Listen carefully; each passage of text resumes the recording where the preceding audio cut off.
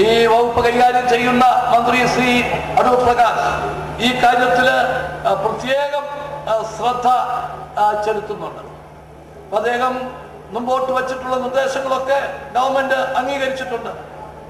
160 രൂപയുടെ സ്ഥാനത്ത് 210 രൂപ, 200 രൂപയുടെ സ്ഥാനത്ത് 285 രൂപയായി വർദ്ധിപ്പിക്കാനുള്ള നിർദ്ദേശം അദ്ദേഹത്തിൻ്റെ. ആ നിർദ്ദേശം ഗവൺമെന്റ് അംഗീകരിച്ചു. ഇന്നിപ്പോ അദ്ദേഹം ഈ വിരമിച്ച തൊഴിലാളികളുടെ പ്രശ്നം ഇവിടെ പറഞ്ഞിട്ടുണ്ട്. 2006 ശേഷം വിരമിച്ചവർക്ക് മാത്രമേ പ്രത്യേക ആനുകൂല്യങ്ങൾ കിട്ടിയിട്ടുള്ളൂ.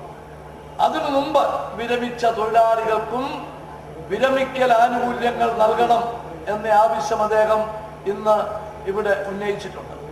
ധനകാര്യ വകുപ്പുമായിട്ട് ആലോചിച്ച് ആ കാര്യത്തിൽ, കാരണം നമ്മുടെ സമൂഹത്തിൽ ഏറ്റവും പിന്നോക്കം നിൽക്കുന്ന തൊഴിലാളികൾ എന്ന നിലയിൽ ആ പറയുന്ന കാര്യങ്ങളൊക്കെ വളരെ ന്യായമാണ് എന്ന് ഞാൻ വിശ്വസിക്കുകയാണ്. അപ്പൊ അത് ധനകാര്യ വകുപ്പ് മന്ത്രിയുമായിട്ട് ആലോചിച്ച് ആ കാര്യത്തിൽ പ്രത്യേകമായ ശ്രദ്ധ ഉണ്ടാകും എന്ന് പറയാൻ ഞാൻ അവസരം വിനിയോഗിക്കുകയാണ്.